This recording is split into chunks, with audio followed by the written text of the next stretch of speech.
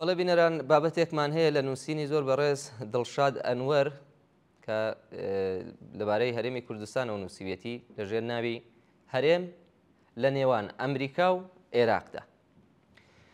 زۆر قسە لەبارەی پشتگیریکردنی کورد لەلایەن ئەمریکاوە لە دژی عێراق دەکرێت، بەڵام بە وردبوونەوە لە گۆڕانکاری و بارودۆخی ناوچەکە تێدەگەین مەسەلەکان بەو جۆرە نین کە بەڕەهای و بە ئاسانی بڕیاریان لەبارەوە بدرێت.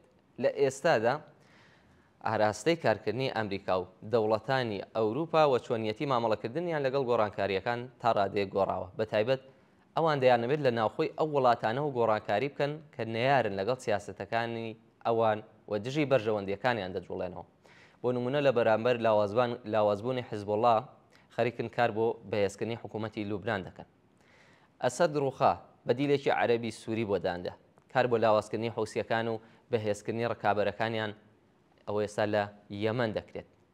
حەماس ئاگرباران دەکەن و بایەخ بە مەحموود عەباس دەدرێت. بۆیە لەم ڕوانگەیەوە دەکرێت بڵێن سیاسەتی نوێی ئەمریکا و وڵاتانی ئەوروپایی ئەنجامدانی گۆڕانکاریە لە نێوخۆی خودی سیستەمەکاندا. دوایە وڵاتانەی ئاماژەی پێکرا عێراق تەنیا وڵاتێکە تا ئێستا هێزە شیعەکان هێرشی چڕیان نەکراوەتە سەر و تا ڕادێک زاڵن بەسەر حکوومەتدا. بۆیە هەست بە پاڵپشتی ئەوروپا بۆ حکوومەتی عێراق دەکرێت و لۆبی ئیسرائیل لە ئەمریکا بە چڕی کار بۆ ئەمە دەکات. لێرەوە تێدەگەین دەوڵەتی ئەمریکا خواستی ئەوەی هەیە حکوومەت بەسەر مێلیشیادا زاڵ کات، بەڵام هەوڵ دەدات ئەم سیاسەتە بە گرتنەبەری ڕێگەی نەرم جێبەجێ بکات، کەواتە ناشیانەوێت هەرێمی کوردستان لە چوارچێوەی عێراقدا گرفت بۆ حکوومەتی ناوەندی دروستکات و پلانەکەی لێتێکدات، بەتایبەت لێدوانی بەرپرسانی ئەمریکا جەختکردنەوەی لەسەر پاڵپشتیکردنی حکوومەتی عێراق و ئاماژدانیشە بە گرنگی ڕۆڵی هەرێمی کوردستان لە چوارچێوەی عێراقدا.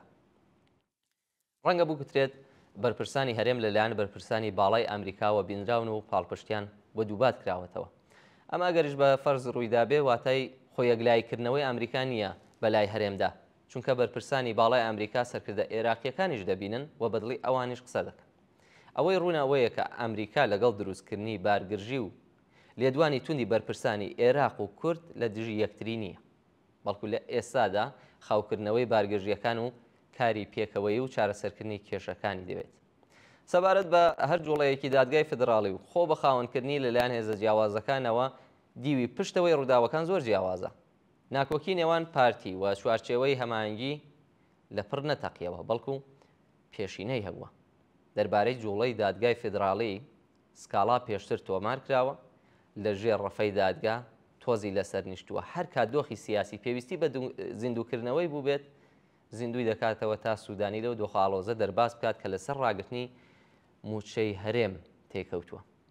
واتە دادگای فدراڵی ڕۆبۆتێکە لە کاتی پێویستدا بڕیاری پێ دەردەکرێت. ئەمە هیچ پەیوەندیەکی بە هەرێم و لایەنی ناو هەرێمەوە نییە کە پارتی بێت.